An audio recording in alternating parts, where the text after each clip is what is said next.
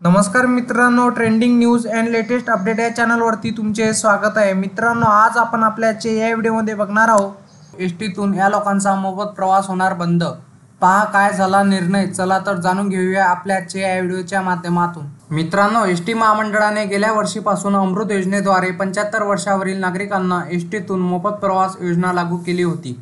महिलांना तर अर्ध्या तिकिटात प्रवास सुरू केला होता, परंतु आता या कॅटेगरीच्या लोकांना ही सवलत बंद झाली आहे। मित्रांनो, एसटीच्या माध्यमातून गाड्यांमधून विविध समाज घटकांना सवलतीचा प्रवास घडविण्यात येत असतो, त्याचा फायदा अनेक समाज घटकांना होत असतो।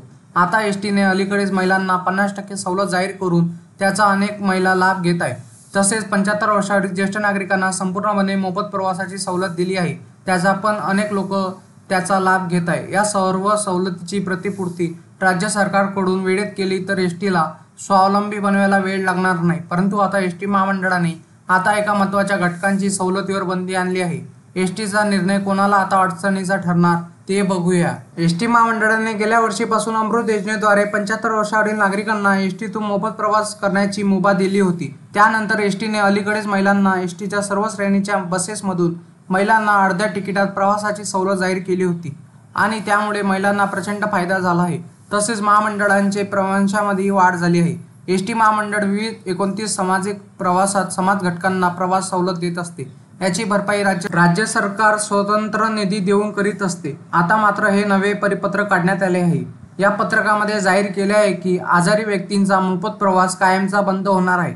महाराष्ट्र राज्यात महाराष्ट्र राज्य मार्ग परिवहन महामंडळाच्या बस वाहतूक विभागाच्या 2018 सालच्या परिपत्रकानुसार एसटीतून सिंगल सेल HIV बाधित, डायलिसिस व हिमोफिलिया ग्रस्त रुग्ण आदींना विनामूल्य प्रवास सवलत देण्यात आली होती।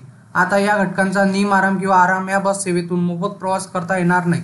सिंगल सेल HIV बाधित, डायलिसिस व हिमोफिलिया ग्रस्त रुग्णांना एसटीच्या केवळ साध्या बसमधून विनामूल्य प्रवास करता येणार आहे।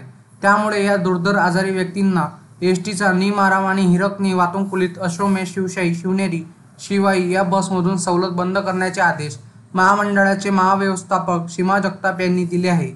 मित्रांनो, या कारणास्तव मोफत प्रवास होणार बंद।